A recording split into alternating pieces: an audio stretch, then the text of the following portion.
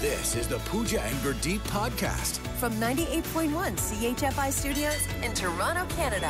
Hey Toronto, this is Ed Sheeran. This is Kelly Clarkson. Hi, this is Bryan Adams. This is Adele. This is Madonna. It's Michael Bublé, and you're listening to the Pooja and Gurdeep Show. It's fun. They're amazing. It's National Laundry Day. This really should have been on a Sunday because that's usually laundry day. Is that your laundry day? Yeah, Saturday or Sunday. Good little maintenance day. You do your colors, you do your whites, do your sheets, do your towels, bunch of loads. It's cheaper to run it on weekends for water consumption as well. Wow, really Yep. passionate about laundry, huh? Love laundry.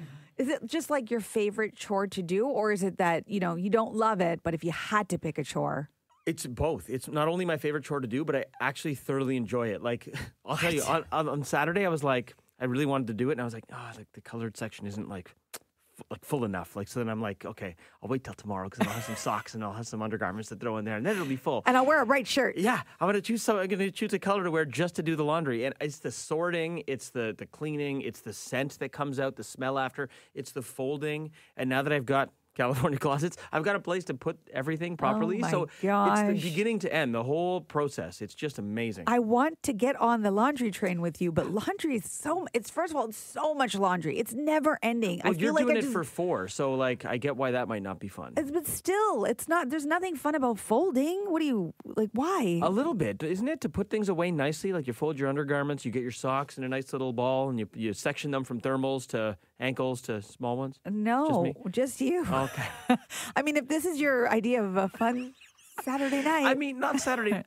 Sunday. Yes. Oh, okay. It's a great little chore. And come on, you don't tell me you don't love the scent boosters. Oh, the scent boosters, yes. Come on. That's the only thing I like. You get a little lavender mist, a little ocean breeze. Oh, yes. I think it's called Ocean Mist, actually, by There we go. Downey. I which I'm combine them. I obsessed do with. a cocktail sometimes. You do a dash of, you want to do 2 parts lavender, 1 part ocean? Oh, my gosh. No wonder. No wonder. This explains so much. I learned it at TikTok University. That's how I should have sold it to you. CHFI. Ed, nice to hear from you. What's on your mind? Laundry, I love it. Yes. When the children were younger, as I said, we had 6 of them. I had a little table. Like I created, there were no spreadsheets back then. I made my own little chart. I used to clock. I became obsessed with it. I clocked one year 1,600 loads of laundry. Oh, my. You know what it is? You go down, you do it, and in the end, it's folded and put away. And I know I've accomplished something. I'm doing laundry right now, so I better head back down. Nice to hear from you, Ed. Thanks, Ed. Okay, take care, everybody. From CHFI Studios, It's the Pooja and Gurdeep podcast.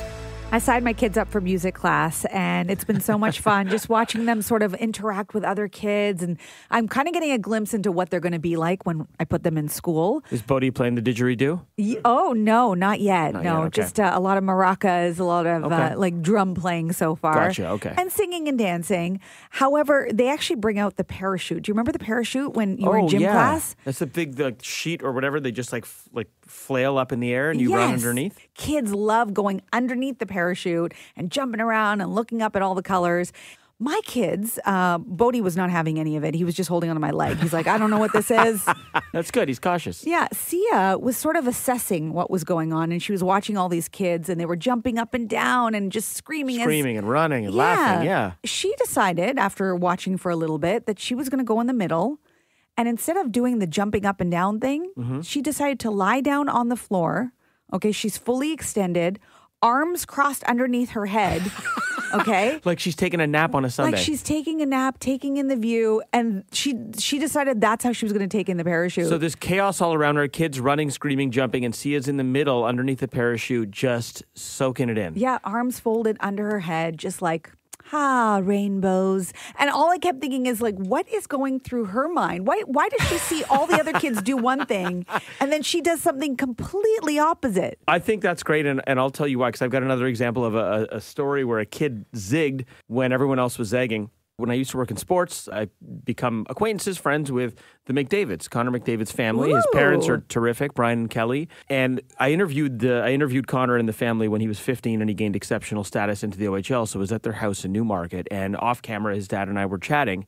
And I said to Brian, I go, this is your son, obviously, so you're so emotionally tied to him. But I go, objectively, as a parent, when did you know your kid was special? Like, when was he different? Like, every kid plays hockey. When did you know your kid was different? And to put this in context for people who don't know, Connor McDavid is best player on the planet, ever. Bar none. Like, arguably best player ever. I would say so. I know some traditionalists would be like, Wayne Gretzky, Bobby Orr. I think it's Connor McDavid.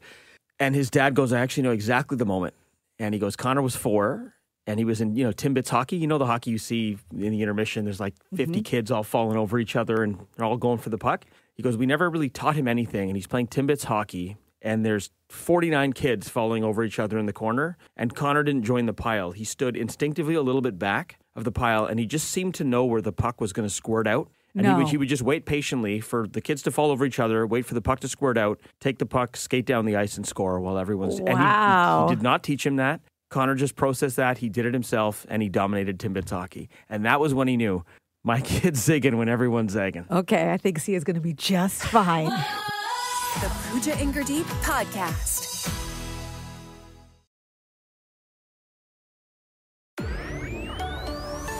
This is the Pooja and Gurdeep podcast. Feeling good. Feeling good? Feeling good.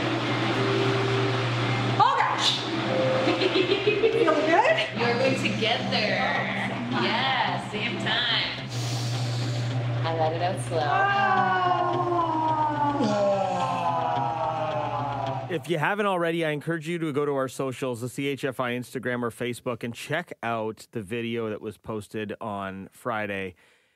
It's called Pooja and Gurdeep Take the Plunge. And in case you've been following it, Pooja started with a hand plunge in studio, then a foot plunge here at Rogers. And finally, you agreed to come to Othership with me where I go for cold plunges. And you did a full body plunge on Friday. 2 minutes. 2 minutes in a cold tub. And if you've been following along, you know that when we tried my hand and my foot, both of those ended with, I hate you.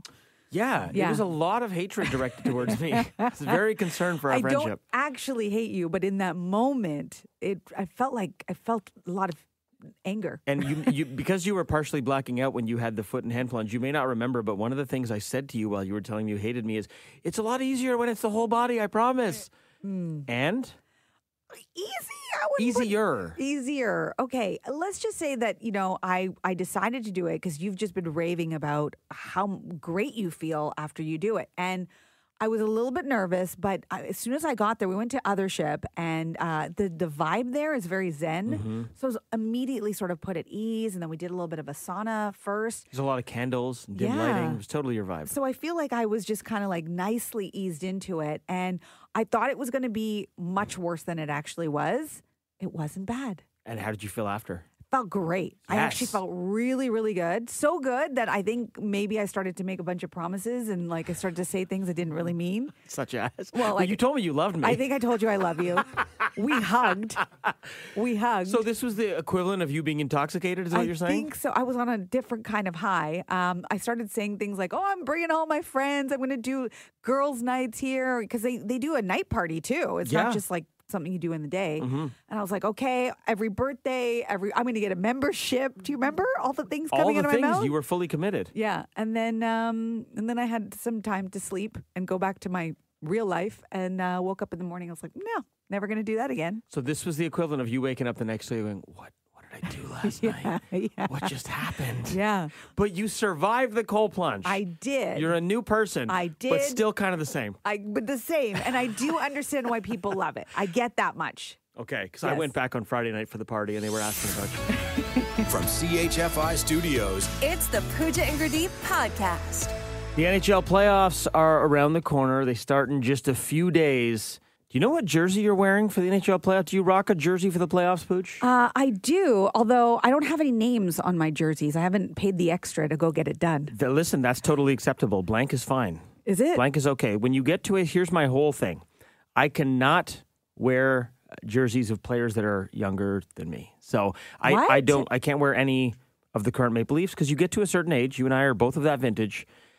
I don't know. It's weird. Like, I can't rock like a Matthew Nyes jersey. He's like 22. Like, what? Austin Matthews is 25, 26. I'm going to be 41.